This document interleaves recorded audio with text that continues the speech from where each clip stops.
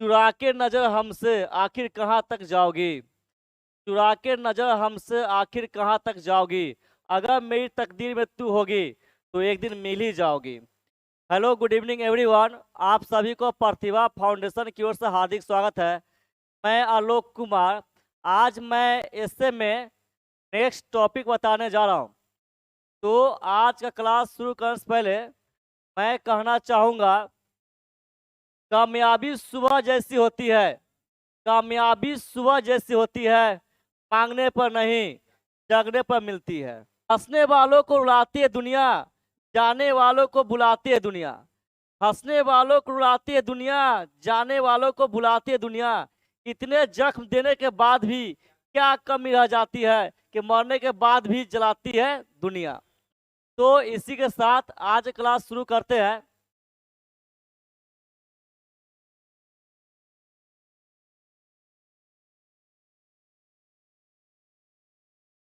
आज का टॉपिक है ग्लोबल वार्मिंग। आज का टॉपिक है ग्लोबल वार्मिंग। ये बहुत अच्छा टॉपिक है और ये टॉपिक ऐसा है जो एग्जाम में आने का बहुत संभावना है। इसलिए आज आप जो है बहुत ध्यान से सुनेंगे और जिससे कि इसका कहानी जो है आपको याद हो जाए और आपको लिखने में दिक्कत ना हो। तो शुरू करते हैं।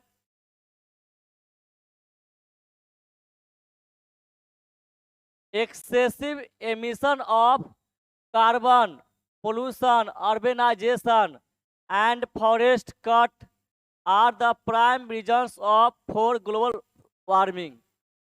अब यहाँ पर कहा जा रहा है कि कार्बन का अधिक मात्रा में उत्सर्जन, कार्बन का अधिक मात्रा में निकलना, पोल्यूशन, शहरीकरण और जंगलों की कटाई ग्लोबल वार्मिंग का मुख्य वजह बनी हुई है। यहाँ तक क्या समझे कि कार्बन का अधिक मात्रा में निकलना, प्रदूषण, शहरीकरण और जंगलों की कटाई, ये सब जो है ग्लोबल वार्मिंग का मुख्य वजह बनी हुई है। Before industrial era the level of pollution was less than 280 ppm which was reached now 450 pm। अब कहा जा रहा है कि इंडस्ट्रियल युग शुरुआत होने से पहले पोल्यूशन का लेवल 280 ppm से भी कम था। पोल्यूशन का लेवल 280 ppm से भी कम था, जो अब 450 ppm पहुंच गया। कहने का अर्थ पहले जो है इंडस्ट्रीज युग शुरुआत होने से पहले पोल्यूशन लेवल 280 ppm से भी कम था। अब क्या हो गया, अब 450 ppm से भी ज़्यादा हो गया। Developed countries up to 90s contributed much to increased pollution and now developing countries are doing the same। अब देखिए, विकसित देशों जो है पोल्यूशन अधिक बढ़ाने में 90% योगदान देती है। जितने विकसित कंट्री है उन सब का पोल्यूशन बढ़ाने में उन सब का 90% योगदान है। और अब विकासशील देश भी वही कर रही है। विकसित देश तो पोल्यूशन बढ़ाने में 90% अपनी योगदान देती है, साथ ही विकासशील देश भी वही काम कर रही है।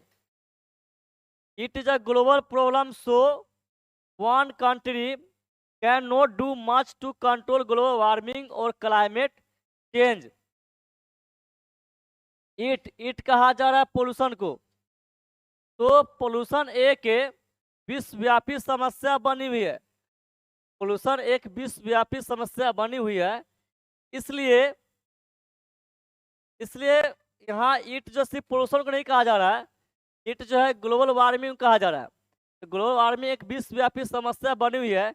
इसलिए किसी भी एक कंट्री को, कोई भी एक कंट्री ग्लोबल वार्मिंग या क्लाइमेट चेंज को, है ना, रोक नहीं सकती है। यानी ग्लोबल वार्मिंग किसी एक देश की बस की बात नहीं है, वह ग्लोबल वार्मिंग या क्लाइमेट चेंज जो है रोक सके।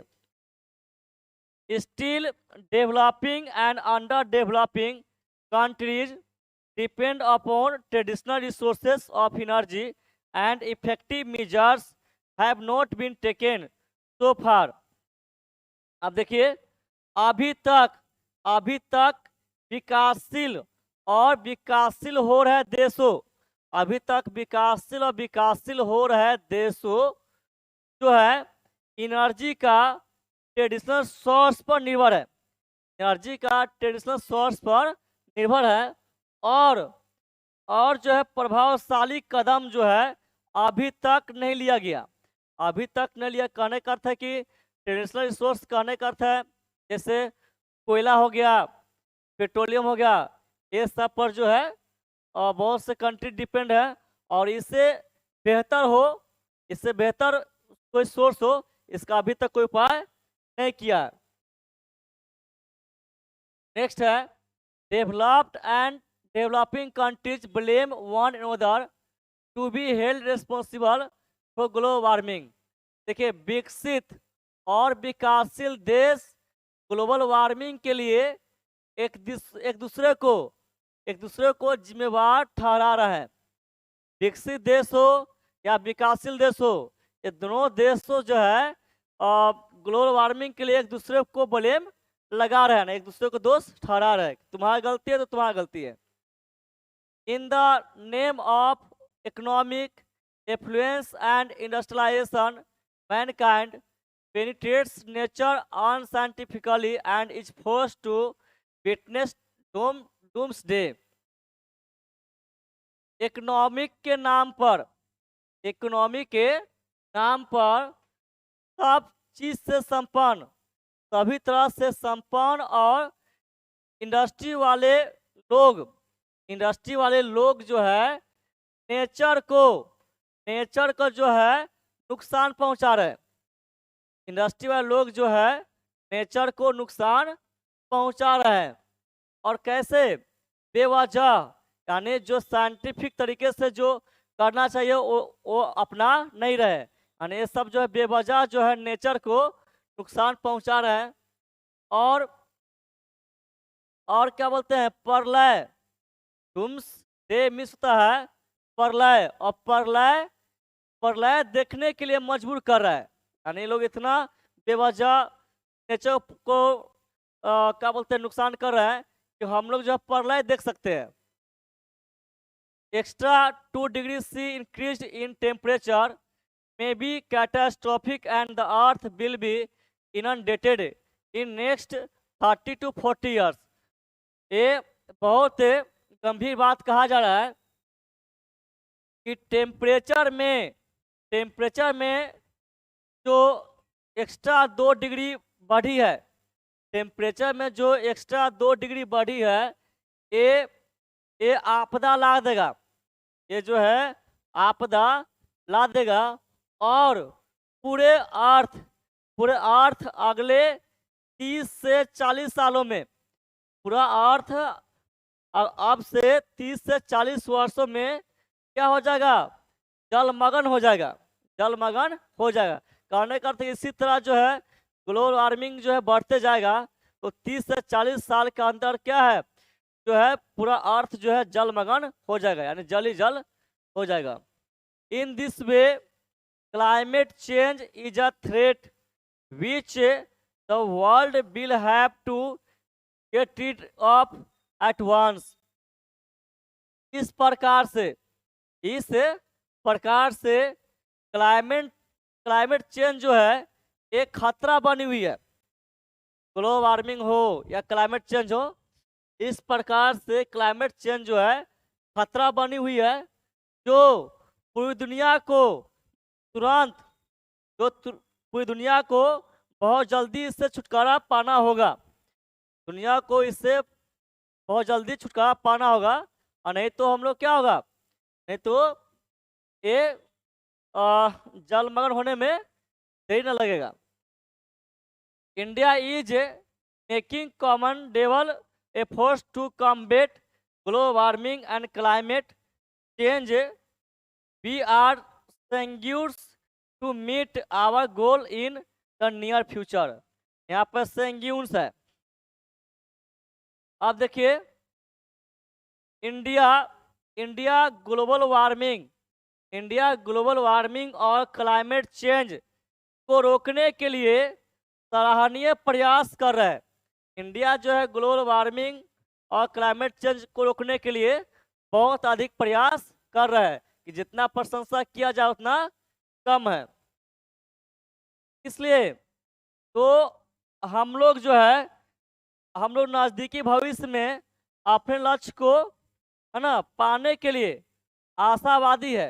यानी हम लोग जो है अपने लक्ष्य को पाने के लिए क्या है, एक उम्मीद बैठाए हुए हैं कि हम लोग जो है प्रयास कंटिन्यू करेंगे तो ग्लोबल वार्मिंग और क्लाइमेट चेंज पर रोक लगा सकते हैं। आप देखिए, this is a materialistic era in which high level comfort is the most desirable aspect.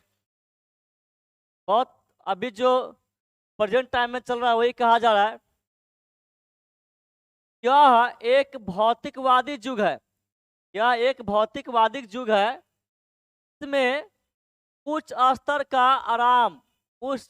का आराम जो है ना,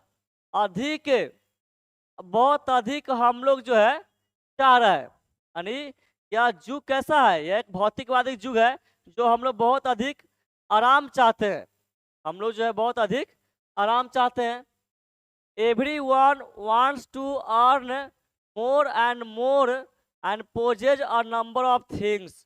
Everyone, हर कोई अधिक से अधिक पैसा कमाना चाहते हैं और बहुत से चीज़ अपनाना चाहते हैं। अब जो है मैं पहले बता दिया था कि यह युग कैसा है, भौतिकवादी युग है जो हर कोई आरामदायक जीवन जीना चाहता है। इसके लिए हर कोई जो है अधिक से अधिक पैसा कमाना चाहता है और बहुत से चीज़ें प्राप्त करना चाहता है। This tendency is also found among the nations of the world। और यही प्रवृत्ति मीन्स क्या, यही सोच, यही प्रवृत्ति जो है दुनिया के बहुत से देशों के बीच बनी हुई है। यही प्रवृत्ति पूरी दुनिया के देशों के बीच बनी हुई है। To strengthen economy there are several aspects to be exploited according to human needs। अब कहा to strengthen economy there are several aspects to be exploited according to human needs। अब यह बताया जा रहा है कि इकोनॉमी को मजबूत करने के लिए बहुत से तरीके हैं जो मानवीय जरूरत के अनुसार बर्बाद किया गया। इकोनॉमी मजबूत करने के बहुत से तरीके हैं जो हम लोग, जो मनुष्य अपनी जरूरत को पूरा कर, जो मानवीय जरूरत के अनुसार बहुत जो है बर्बाद किया गया। Trees are being cut for agriculture, roadways and other purposes. और ट्री मीन्स क्या, पेड़ पौधा। तो पेड़ को कृषि के लिए काटा जा रहा है, पेड़ पौधों को कृषि के लिए यानी खेती करने के लिए काटा जा रहा है। सड़क बनाने के लिए, और ऐसे बहुत से उद्देश्य है। पेड़ को खेती करने के लिए, सड़क बनाने के लिए और बहुत ऐसे उद्देश्य को पूरा करने के लिए काटा जा रहा है। इसको, पेड़ को। Population is increasing with rapid pace and rural people are migrating to urban areas for better opportunity, good education and health care. अब देखिए, पॉपुलेशन, जनसंख्या बहुत तेजी से बढ़ रही है, जनसंख्या बहुत तेजी से बढ़ रही है और ग्रामीण क्षेत्र के लोग जो है शहर की तरफ जा रहे हैं। ग्रामीण क्षेत्र के लोग जो है शहर की तरफ जा रहे हैं, किस लिए? अच्छे अवसर के लिए, अच्छे एजुकेशन, हेल्थ केयर के लिए। यानी ग्रामीण क्षेत्र के लोग शहर की ओर अब बढ़ रहे हैं, अच्छे एजुकेशन, अच्छे हेल्थ केयर और अच्छे अवसर के लिए। सलाम या इस्लाम है। Slum areas are increasing in metro city which causes population and paucity of amenities. आप देखिए, इस्लाम यानी गरीब बस्ती महानगर में गरीब बस्ती महानगर होती जा रही है। अब जितने भी गरीब बस्ती है वह महानगर में होती जा रही है, जो प्रदूषण करती है, जिससे प्रदूषण होता है और बहुत सी सुविधाएं की कमी हो रही है। कहाँ? गरीब बस्ती में। गरीब बस्ती अब महानगर में चेंज होती जा रही है, वहाँ प्रदूषण बढ़ रहा है और पहले की बहुत सुविधाएं था अच्छा उसमें कमी हो रही है। For better production fertilisers, chemicals, pesticides and weedicides are used indiscriminately for better production. अच्छे उत्पादन के लिए, बेहतर उत्पादन के लिए खाद, केमिकल, कीटनाशक और खरपतनाशक, ये वीडसाइड्स कहते हैं। जो देखते हैं कि कोई चीज लगाया जाता है, धान का पेड़ लगाया जाता है या गेहूं का पेड़ लगाया जाता है, उसमें जो अपने आप जो होता है, जिसको हम लगाते नहीं है, छोटी छोटी जो जंगल होता है उसको हम लगाते नहीं, उसको बोलते हैं वीड बोलते हैं। तो उसको मारने के लिए जो दवा आती है उसको वीडीसाइड्स बोलते हैं। तो बेहतर उत्पादन के लिए खाद, केमिकल, कीटनाशक और खरपतवारनाशी का अधिक से अधिक अंधाधुंध प्रयोग किया जाता है। यानी हम लोग अनाज बहुत अधिक हो, बेहतर हो, उसके लिए हम लोग क्या ये सब कीटनाशक दवा सब प्रयोग करते हैं अधिकतर। नो, क्या आगे लिखा है? No doubt after green revolution production of good grain has surged but it has also increased health hazards. अब कहा जाए नो डाउट, यानी कोई इसमें शक नहीं है, इसमें कोई शक नहीं है कि हरित क्रांति के बाद अनाज का उत्पादन बढ़ा है। हरित क्रांति के बाद अनाज का उत्पादन बढ़ा है, लेकिन हेल्थ का खतरा भी बढ़ा है। यदि अनाज का उत्पादन बढ़ा है तो हेल्थ का भी खतरा बढ़ा है। क्यों बढ़ा है? क्योंकि हम लोग जो है अधिक मात्रा में कीटनाशक दवाई जो है प्रयोग करते हैं। Either capital, land, labour and raw materials were necessary for economic growth. अब यहाँ कहा जा रहा है अर्लियर, आइदर नहीं है, अर्लियर, यानी पहले के समय में पूंजी, जमीन, लेबर और रॉ मटेरियल ये सब जरूरी होता था इकोनॉमिक ग्रोथ के लिए। पहले इकोनॉमिक ग्रोथ के लिए जो है क्या बोलते हैं, पूंजी, जमीन, लेबर, रॉ मटेरियल ये सब जरूरी होता था। In 20th century technology plays crucial role to boost economy. लेकिन अब जो है 20th सेंचुरी में यानी 20वीं सदी में इकोनॉमी को बढ़ाने के लिए, ध्यान देंगे, 20वीं सदी में टेक्नोलॉजी जो है इकोनॉमी को बढ़ाने में महत्वपूर्ण भूमिका निभाती है। आप पहले था क्या, पहले पूंजी, जमीन ये सब चाहिए, आप जो है इकोनॉमी को बढ़ाने के लिए टेक्नोलॉजी चाहिए। क्या चाहिए? टेक्नोलॉजी। टेक्नोलॉजी एक बहुत महत्वपूर्ण भूमिका निभा रही है। 21st century is dominated by skill based economy but we are lagging behind in latest technology. तो यहाँ कहा जा रहा है कि 21 सेंचुरी जो है वह स्किल पर आधारित इकोनॉमी बनी हुई है। 21 सेंचुरी स्किल पर आधारित इकोनॉमी बनी हुई है। लेकिन हम लोग जो है क्या बोलते हैं, लेटेस्ट टेक्नोलॉजी के पीछे रह रहे हैं। हम लोग लेटेस्ट टेक्नोलॉजी के पीछे रह रहे हैं। इससे क्या समझे, पहले जो है इकोनॉमी को बढ़ाने के लिए क्या चाहिए था, जमीन चाहिए था, पूंजी चाहिए था, लेबर चाहिए था। 20 सेंचुरी में टेक्नोलॉजी पर बल दिया गया। अब 21 सेंचुरी में किस पर, स्किल पर बल दिया गया इकोनॉमी को बढ़ाने के लिए। Automation and change life style of people contribute a lot of enhance pollution. अब बताया जा रहा है कि मशीन का प्रयोग, ऑटोमेशन, मशीन का प्रयोग और लोगों के लाइफ स्टाइल में बदलाव, मशीन का प्रयोग और लोगों के लाइफ स्टाइल में बदलाव, ये सब जो है पोल्यूशन को बहुत बढ़ाने में योगदान किया। ये सब पोल्यूशन बढ़ाने में बहुत योगदान करता है। कहने का अर्थ है कि मशीन का प्रयोग और हम लोगों के लाइफ स्टाइल में जो बदलाव है, ये सब जो है प्रदूषण को बढ़ाने में हेल्प करता है। For any government it is necessary to give economic growth क्या है, प्रेसिडेंस।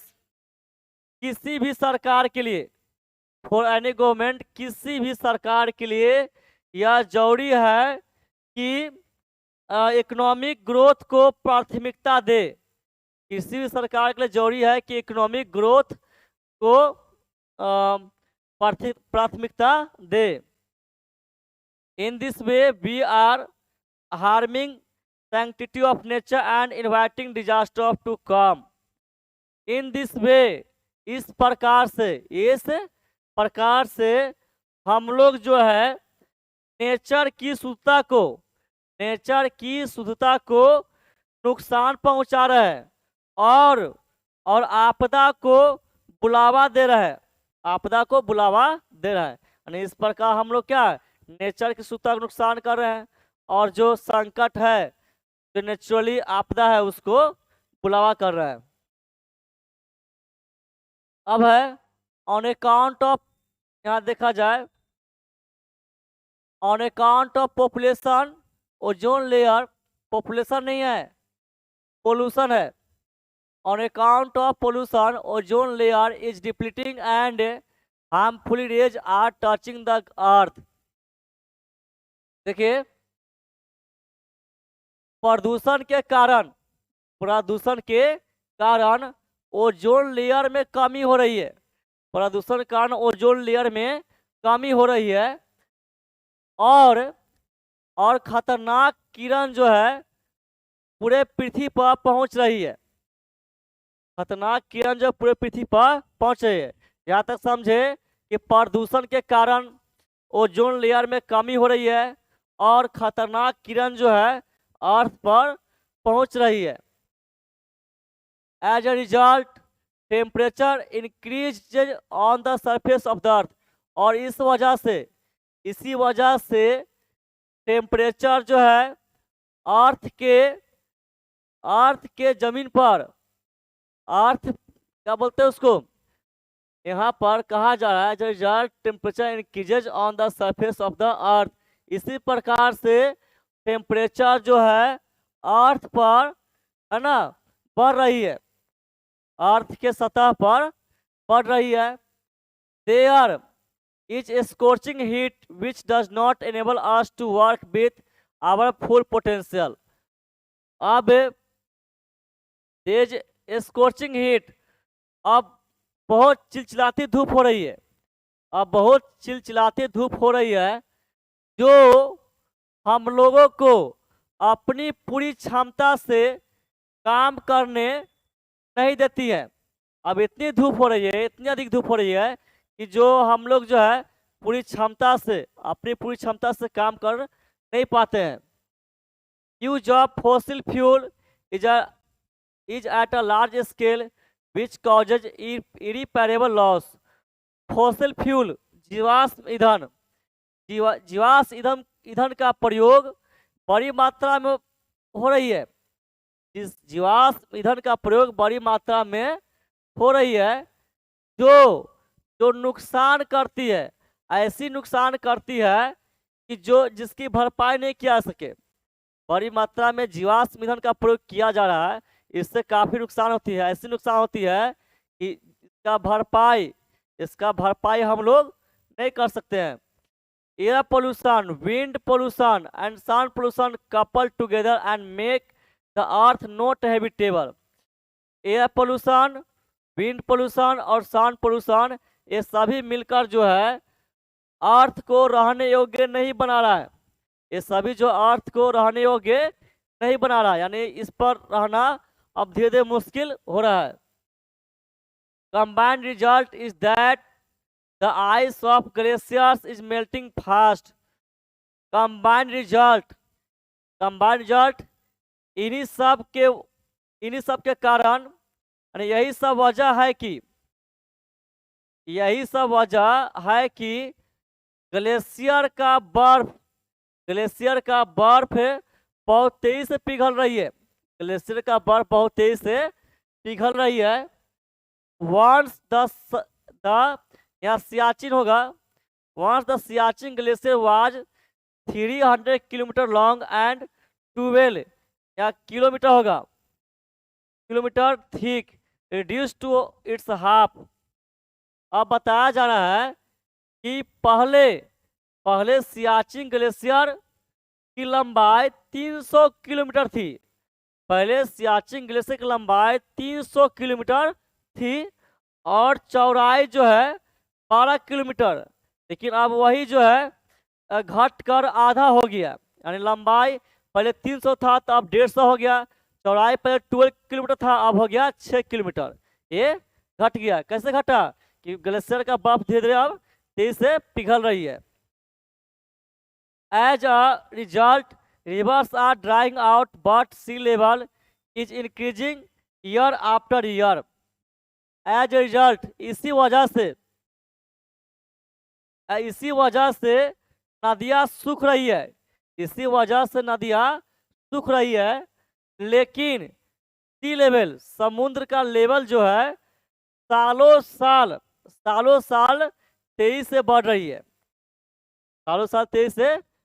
यानी हम लोग जानते हैं कि नदी की धारा कहाँ से निकलती है? ग्लेशियर से निकलती है। ग्लेशियर से निकलती है, लेकिन ग्लेशियर पर जो बर्फ है तेज से पिघल रही है ना, और वो कहाँ जा रही है? समुद्र में जा रही है। समुद्र का लेवल बढ़ रहा है, लेकिन नदियाँ बहुत सा सूख रहा है। All this activities have adverse impact on climate and environment. और ये सभी गतिविधि जो है क्लाइमेट और एनवायरनमेंट पर बुरा असर डाल रहा है। ये सभी गतिविधि क्लाइमेट और एनवायरनमेंट पर बुरा असर डाल रहा है। We witness untimely rainfall, snowfall, flood और ड्राउट इटीसी। हम लोग जो है बेसमय वर्षा होना, बर्फ गिरना, बाढ़, सूखा इत्यादि देखते हैं। यानी कहने का अर्थ है जो समय से पानी होना चाहिए, है ना, समय से पानी होना चाहिए या बर्फ गिरना चाहिए, है ना, ये सब जो है असमय हो रहा है, बेसमय। यानी कहने का अर्थ है कि जो समय से पानी होना चाहिए वो समय से नहीं हो पाता है। यानी सब अस्त व्यस्त हो रहा है। वर्षा होना, ये जो है क्या बोलते हैं, बर्फ के गिरना, बाढ़ आना, सूखा आना, ये सब जो क्या है बेसमय हो रहा है, जो हम लोग देख रहे हैं। Most of the natural adversities are the result of global warming. और बहुत सी प्राकृतिक आपदाएं ग्लोबल वार्मिंग का वजह बनी हुई है। यानी बहुत से प्राकृतिक आपदाएं जो है ग्लोबल वार्मिंग के कारण ही होती है। If constructive steps are not taken immediately there will be total deforestation on earth. अब बताया जा रहा है कि यदि कोई ठोस कदम शीघ्र ही यानी बहुत जल्दी नहीं लिया जाता है, यदि कोई ठोस कदम बहुत जल्दी नहीं लिया जाता है तो अर्थ जो है पूरी तरह से क्या हो जाएगा, तबाह हो जाएगा। अर्थ जो पूरी तरह से बर्बाद हो जाएगा। नेक्स्ट देखिए, global warming and climate change are big concerns for the world and it should be resolved with united efforts। Global warming और क्लाइमेट चेंज जो है पूरे वर्ल्ड के लिए चिंता का विषय बनी हुई है। क्लाइमेट क्या कहा जाए, ग्लोबल वार्मिंग और क्लाइमेट चेंज पूरे वर्ल्ड के लिए बहुत बड़ी चिंता का विषय बनी हुई है और इससे सभी देशों को एक साथ प्रयास के साथ इसे सुलझाना चाहिए। यानी सभी देश को एक साथ मिलकर ये जो ग्लोबल वार्मिंग का प्रॉब्लम है इसको सुलझाना चाहिए। Alternative resources of energy must be discovered to control pollution. और एनर्जी का दूसरा रिसोर्स जो है ना, प्रदूषण को कंट्रोल करने के लिए खोजा जाना चाहिए। एनर्जी का कोई दूसरा उपाय जो है, कोई दूसरा रिसोर्स जो है खोजा जाना चाहिए जिससे कि पोल्यूशन क्या हो सके, कंट्रोल हो सके। Nuclear energy, wind energy, solar energy, hydro energy and herb energy should be utilised. और ये सब बहुत अच्छा कहा गया। यदि ये सब का प्रयोग हम लोग करते हैं तो पोल्यूशन में क्या कमी होगा। क्या है, nuclear energy, wind energy, solar energy, hydro energy, herb energy, ये सब का प्रयोग किया जाना चाहिए। Bio fertiliser, biochemical and bio pesticide should be use in the farm means क्या, खेती। बायो मीन्स क्या, जैविक। Bio fertiliser, biochemical, bio pesticide, ये सब का खेत में प्रयोग होना चाहिए। ये सब का प्रयोग खेत में किया जाना चाहिए। Afforestation programme should be launched by making world wide campaign. Afforestation कहते हैं वन रोपण को, यानी पेड़ लगाने को। तो वन रोपण प्रोग्राम को शुरू किया जाना चाहिए। वर्ल्ड में, है ना, विश्वव्यापी प्रचार करके, यानी वर्ल्ड में प्रचार करके जो है वन रोपण प्रोग्राम को शुरू किया जाना चाहिए। Emission of carbon must be confined to 20 to 25%। अब यहाँ बताया जा रहा है कि कार्बन का उत्सर्जन कहते हैं निकलना को, तो कार्बन का उत्सर्जन 20 से 25% तक सीमित किया जाना चाहिए। Developed countries must transfer clean technology to developing and under developing countries. बहुत अच्छा बताया जा रहा है। विकसित देशों को विकासशील हो रहे देशों को, समझिए ध्यान से, विकसित देशों को, विकासशील देश और विकसित देशों को क्लीन टेक्नोलॉजी देना चाहिए। क्लीन टेक्नोलॉजी करने का अर्थ कोई ऐसा टेक्नोलॉजी देना चाहिए जिससे कि पोल्यूशन ना हो और काम का काम हो जाए। India has already proclaimed 30 to 40% carbon cut by 2030। India पहले ही 2030 तक 30 से 40% कार्बन की कटौती करने का घोषणा कर चुका है। इंडिया पहले ही 2030 तक 30 से 40% तक कार्बन की कमी करने का घोषणा कर चुका है।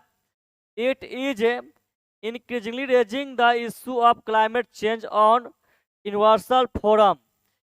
अब यहाँ ईट कहा जा रहा है ग्लोबल वार्मिंग को, ग्लोबल वार्मिंग को। फिर देखिए it is increasingly raising the issue of climate change on universal truth. नहीं, इट से पहले जो सेंटेंस इसमें सब्जेक्ट क्या है, इंडिया है, इंडिया को कहा जा रहा है। तो इंडिया जो है ना पूरी दुनिया के हर मीटिंग में क्लाइमेट चेंज के मुद्दे को बहुत तेजी से उठा रहा है। इंडिया जो है हर मीटिंग में, दुनिया का हर मीटिंग में क्लाइमेट चेंज के मुद्दे को बहुत तेजी से उठा रहे हैं। Whatever steps taken to suppress climate changes are not sufficient, so every country of the world must come under one umbrella and take environment friendly and co-friendly measures। आप देखिए जो भी कदम क्लाइमेट चेंज को रोकने के लिए लिया जाता है, जो भी कदम क्लाइमेट चेंज को रोकने के लिए लिया जाता है वह पर्याप्त नहीं है और वह सफिशिएंट नहीं है। इसलिए हर देश को, दुनिया के हर देश को एक साथ आना चाहिए, दुनिया का हर देश को एक साथ आना चाहिए। और क्या बताया जा रहा, और जो है एनवायरमेंट को फ्रेंडली और इको फ्रेंडली बनाने के लिए एक साथ क्यों होना चाहिए, एनवायरमेंट को फ्रेंडली और को फ्रेंडली बनाने के लिए। If it is not done our coming generations will unfortunately witness total destruction. देखिए बहुत अच्छा कहा जा रहा है। यदि कोई सोचता है कि मेरे कोई चीज़ से पानी है, मेरे पानी बात करने से क्या आता है, पानी बहुत है, मेरा तो जीवन कट जाएगा, लेकिन आने वाला जनरेशन है उसको दिक्कत कर जाएगा। या हम लोग जो है खेत में या कहीं पर कोई ऐसा काम करते जिससे पोल्यूशन बढ़ रहा है तो क्या होगा, हम लोग को तो लाइफ कट जाएगा, लेकिन आना जनरेशन क्या होगा, काफ़ी दिक्कत होगा। तो वही कहा जा रहा है कि यदि यह नहीं किया जाता है, यानी यदि इसे नहीं रोका जाता है तो हमारे आने वाले जनरेशन को, है ना, बदकिस्मती, है ना, पूरी तबाही को देखना पड़ेगा। यानी यदि हम लोग ग्लोबल वार्मिंग और क्लाइमेट चेंज के लिए जो भी तरीका है यदि नहीं अपनाते हैं तो हमारे आने वाले पीढ़ी को जो है क्या बोलते हैं, तबाही का नज़ारा देखना पड़ेगा। तो इसलिए